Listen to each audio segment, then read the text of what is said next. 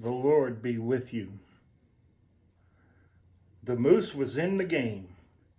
He took the handoff from the quarterback at the 5-yard line and started to the right. The right guard and tackle had split the defenders, and there was a slight hole in the line. Moose was instantly in the hole. He put his head down and fought through the menacing red jerseys. The linebackers were quick, and they could hit hard. Everyone was zeroing in on him. The defensive secondary moved quickly to plug the hole. The Moose hit the first linebacker hard. He lowered his shoulders and lived up to his name. He plowed through the hole and into the secondary. Moose was determined. He churned his legs toward the goal line as hard as he could. The secondary men lost their grip, and suddenly Moose found himself being pushed hard by his fullback and quarterback over the goal line. It was do or die, and the Moose was not about to die. In his ear, he heard the referee's whistle. He couldn't see anything since he was at the bottom of the pile, but he heard the roar of the crowd.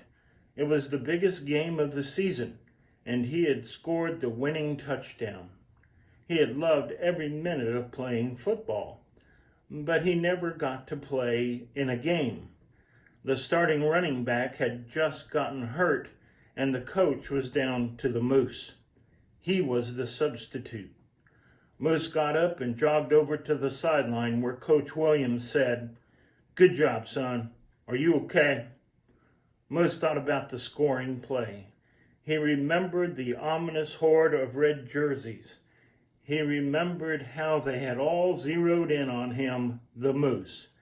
He glanced at the coach, took a deep breath, and said, "Never again. I'm done." At the heart of my faith is the sure and certain knowledge that Jesus died for me. I know this deeply, and I know it personally. At any time, Jesus could have said, "I'm done." Jesus was arrested and thrown into a dirty, dank Roman prison. Jesus could have said, "I'm done." Roman soldiers mocked him. They stripped him.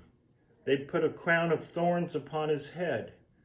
Jesus could have said, "I'm done." They whipped him. They bruised him.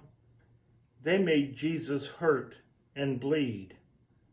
Jesus could have said, "I'm done."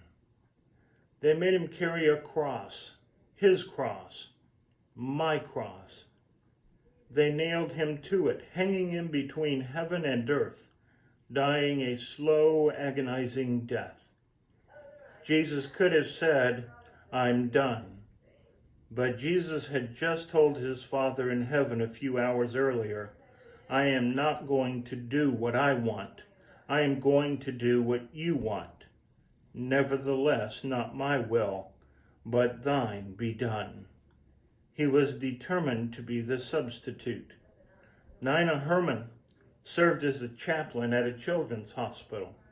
It was her job to minister to suffering children and their families. On her day off, she received 2 emergency calls. She had to go to the hospital both times to share in the trauma of 2 families experiencing hopelessness and grief. It was cold. Snow covered the ground. She didn't want to leave the warmth and comfort of her home. But she went. She knew she had to go.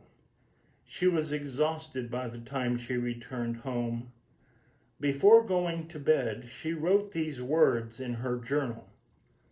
I had read about God and Jesus participating in the human experience, suffering, knowing rejection, aloneness, pain, and fear, but it had never been something I understood until now. Do when you don't want to do. Go when you don't want to go.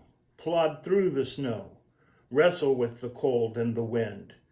And when you least expect it, you may glimpse through an open door a revelation. Nevertheless, not my will, but thine be done. No other prayer requires as much courage and faith. No other prayer blesses quite like this one. Amen.